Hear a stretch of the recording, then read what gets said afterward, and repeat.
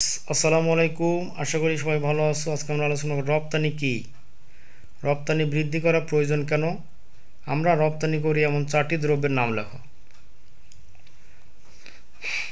উৎপাদিত পণ্য দেশের চাহিদা মেটানোর পর অতিরিক্ত পণ্য বিদেশে বিক্রি করাকে রপ্তানি বলে। তাহলে দেশে কোনো পণ্য উৎপাদন করা এবং দেশের মানুষের জন্য সেটা ব্যবহার করার পরে অতিরিক্ত যেটা থাকবে সেটা অন্য দেশে বিক্রি করাটাকেই রপ্তানি বলে। এখন রপ্তানি করলে কি বিদেশি মুদ্রা দেশে আসে।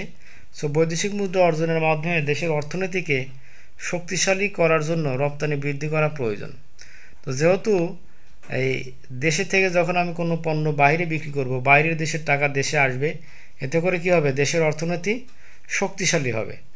অর্থনীতিকে শক্তিশালী করার জন্য রপ্তানি বৃদ্ধি করা প্রয়োজন। আচ্ছা, আমরা আমরা যে রপ্তানি করি এমন 4টা দ্রব্যের নাম বলতে পারি। আমরা কি বলতে পারি?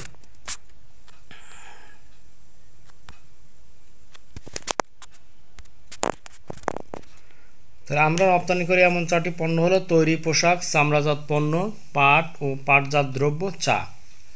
তাহলে কি তৈরি পোশাক, চামড়াজাত দ্রব্য যেমন জুতা, বেল্ট, এরপরে মানি ব্যাগ, এরপরে ভ্যানিটি ব্যাগ। এরপরে কি আছে? পাট ও পাটজাত দ্রব্য। তাহলে পাটের তৈরি বিভিন্ন ধরনের আসবাবপত্র আছে, বিভিন্ন ব্যাগ আছে, কার্পেট আছে, এগুলো। এরপরে কি? চা।